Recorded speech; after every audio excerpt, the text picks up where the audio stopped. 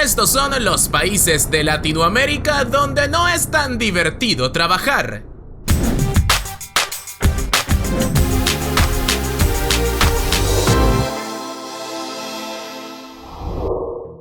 En los últimos años, Latinoamérica ha introducido reformas laborales para mejorar los derechos de los trabajadores, pero la verdad es que no han logrado producir resultados significativos, especialmente en países como Perú o México. En consecuencia, existe una precariedad laboral que ahoga a la región. Así, usando un ranking del Banco Interamericano de Desarrollo, te presentamos los 10 peores países para trabajar en América Latina. Así que sin más, comencemos. En el pasado, trabajar en República Dominicana significaba que estabas en el negocio de la exportación de azúcar, tabaco y café. Y aunque el sector de servicios en general y el turismo en particular se ha convertido en la fuente de empleo más importante en la República Dominicana, hoy la agricultura sigue siendo un sector relevante. Y es que a pesar de ello y de un crecimiento sostenido durante los últimos 20 años, esto no se tradujo en una mejora significativa en los niveles de vida generales. La República Dominicana ha alcanzado el estatus de ingresos medios. Sin embargo, el país sigue caracterizado por una alta proporción de trabajadores en situación de vulnerabilidad, salarios estancados e inversión insuficiente en habilidades y educación.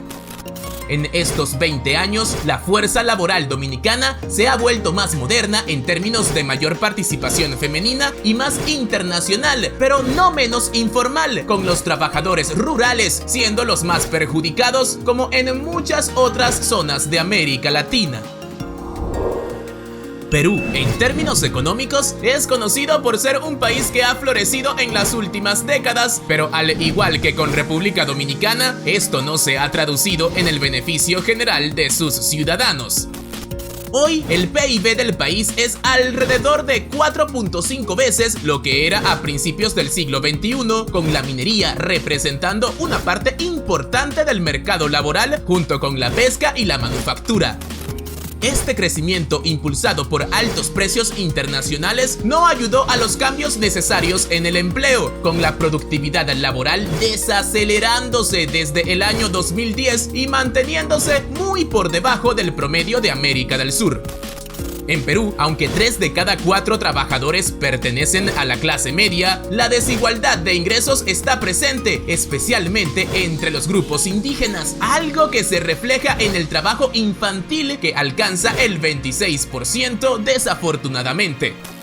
Igualmente, el país tiene la segunda jornada de trabajo más larga de la región, con 61.3 horas semanales, mientras que solo un 19% de las personas en edad de jubilación reciben una pensión. Mucho por mejorar en el gigante Perú. Según un estudio publicado por la Comisión de Derechos Humanos de la Ciudad de México, las relaciones laborales precarias son una triste realidad en el México de hoy, como lo ilustra el nivel de desempleo, el trabajo informal, la pérdida del poder adquisitivo y la falta de justicia laboral. En cuanto a los salarios, México se ha quedado atrás de otros países en los últimos 20 años. Y es que en China, por ejemplo, el salario promedio de la industria manufacturera se triplicó entre 2005 y 2016, alcanzando los $3.60 la hora, mientras que en México bajó hasta $2.10 la hora. Y mientras que las remuneraciones en la mayoría de los países latinoamericanos también crecieron, en México bajaron, ubicándose hoy como el 8º mejor sueldo en la región, a pesar de tener la segunda economía más grande. Por su parte, en las zonas rurales, alejadas y agrícolas, los mexicanos se ven sometidos a abusos, falta de seguridad social y tratos ilegales que son incomparables e inaceptables. El Salvador se levanta hoy como un país con un PIB per cápita de solo $3.826, posicionándose como una de las naciones con más bajos niveles de América Latina. Estos números se han mantenido débiles por décadas enteras y parecen no cambiar a pesar de que la nación implementó un sistema de dolarización de la economía. Asimismo, el continuo proceso de desindustrialización de los sectores de manufactura y agrícola que se ha estado gestando desde 1990 no solo han reducido la prosperidad económica, sino el ambiente laboral en general.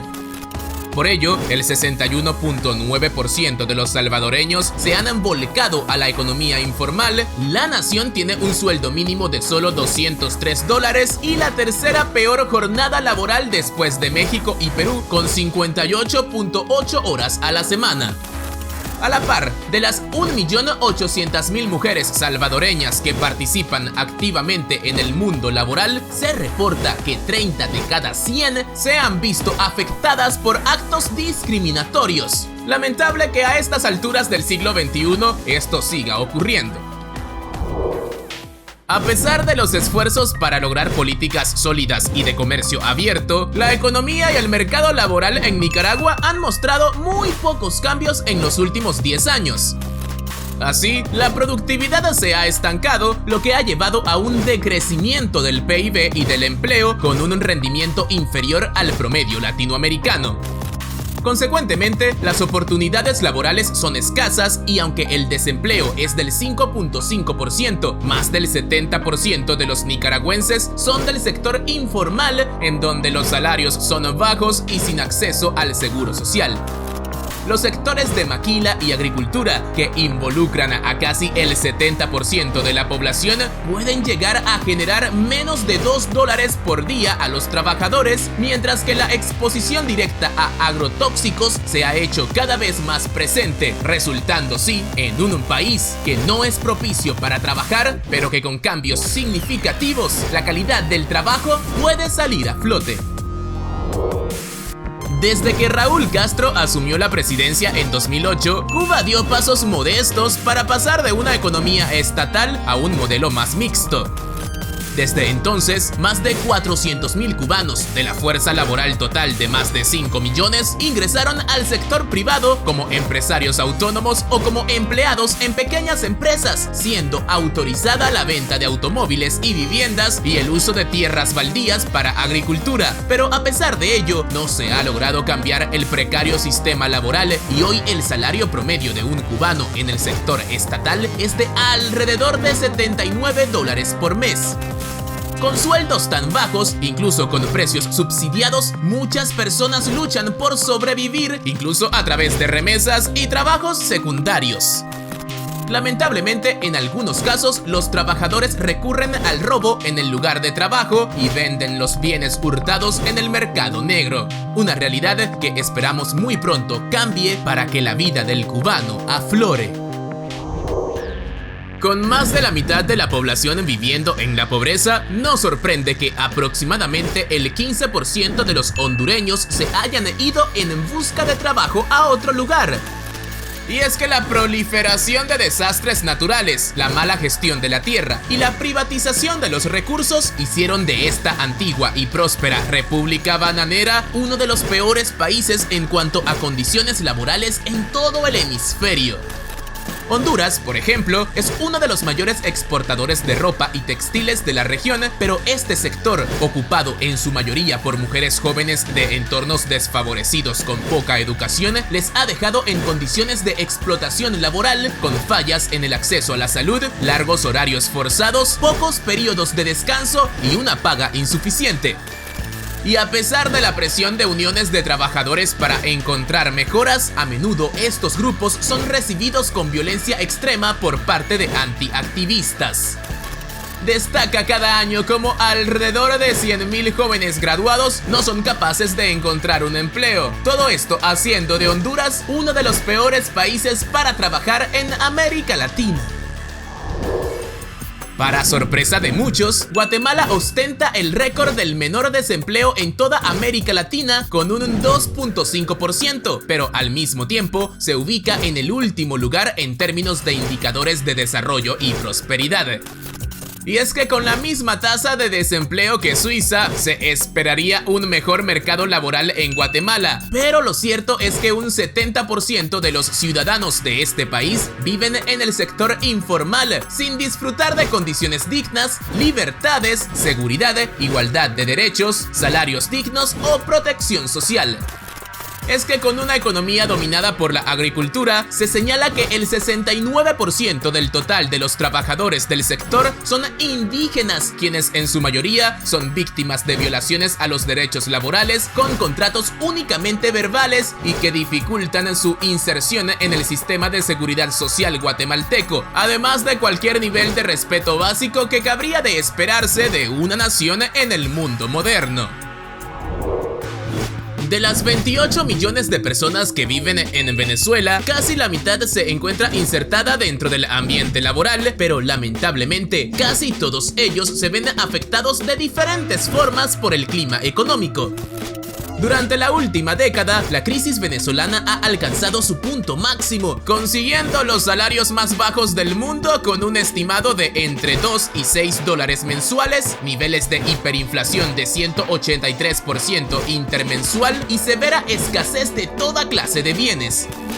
Y aunque en el último año la población venezolana ha logrado mejorar el panorama gracias a una dolarización extraoficial, se reporta que el deterioro de las condiciones laborales en el país aún alcanzan niveles vistos en pocas oportunidades en la historia. La fuga de cerebros, la ausencia de inversión, el desinterés gubernamental, el deterioro de todas las instituciones públicas y privadas han hecho del área laboral en Venezuela uno de los peores en el planeta. Haití es conocido por ser un país que no posee red de seguridad social, seguro de desempleo, atención médica respaldada por el Estado o seguridad alimentaria que no sea la proporcionada por organizaciones de ayuda extranjeras. Y es que en un lugar donde la indigencia es la norma, conseguir empleos con pagas de 5 dólares al día puede cambiarlo todo. En las calles de Puerto Príncipe, la capital del país, la vida sin trabajo es una lucha diaria para convertir cualquier cosa en dinero o trueque. Los hombres y los niños esquivan el tráfico, limpiando los coches en movimiento con la esperanza de ganar algunas monedas. Y es que en Haití la gente hace fila para vender mangos y plátanos fritos, botellas de agua de plástico llenas de jugo, tarjetas telefónicas, ropa de bebé de segunda mano y cualquier otro producto que pueda venderse o intercambiarse con personas tan pobres como ellos.